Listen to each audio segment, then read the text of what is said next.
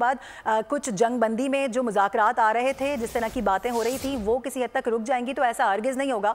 और मेरा ख्याल है कि बिल्कुल अब समझ लेना चाहिए इसराइल को कि वो जिस तरह के गंदे अज़ाइम इस वक्त करता फिर रहा है और जिस तरह से मुस्लिम लीडरान को निशाना बनाया जा रहा है, जिस तरह से मुस्लिम ममालिक को निशाना बनाया जा रहा है, और एक के बाद दूसरे के बाद तीसरे शहर पर अटैक, और फिर साथ साथ आसपास के जो इलाके हैं, जो आसपास के ममालिक हैं, उनको भी धमकियाँ दी जा रही हैं कि वो भी वहाँ से खाली कर दें। पहले हमने देखा कि गज़ा, फिर रफ़ा, फिर उसके बाद नसारत कैंप, वहाँ पर हमले किए गए, मुख्तलिफ हॉस्पिटल्स वहाँ पर निशाना बनाए गए, जहाँ पर मासूम बच्चे, जो 9 मौलूद बच्चों का अस्पताल था, जो जच्चा बच्चा हॉस्पिटल था, उसको निशाना बनाया गया, जिसमें हमने देखा कि एक बड़ी तादाद में लोग शहीद हुए। वो माएँ जो कि हामला थी, वो माएँ जो कि अपने बच्चों की डिलीवरी के लिए वहाँ पर पहुँची थी, उन तक को नहीं बख्शा गया। ये वो माएँ, ये वो वक्त होता है कि जब अल्लाह ताला फरमाते हैं कि इन पर 100 खून भी माफ़ होते हैं, और ये ऐसा वक्त होता है कि जिस पर एक इंसानी हमदर्दी जागती है। लेकिन यहाँ पर हमने देखा कि जो फ़लस्तीन के जो निहत्ते मुसलमान हैं, उन बेचारों को जुल्म का निशाना बनाया जा रहा है, और जिस तरह से अटैक किया जा रहा है इसराइल की जानिब से,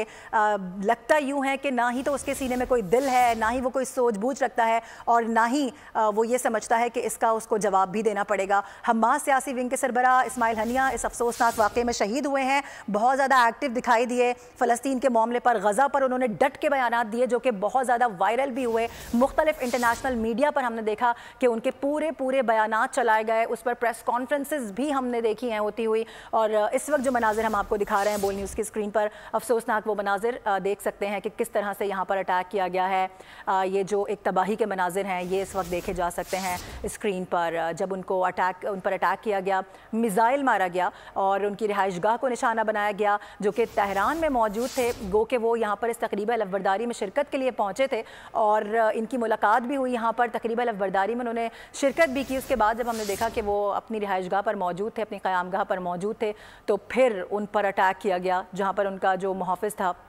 वो भी उनके साथ ही मौजूद था। और साथ ही साथ हमने ये भी देखा कि किस तरीके से उनको यहाँ पर हमला करके शहीद कर दिया गया।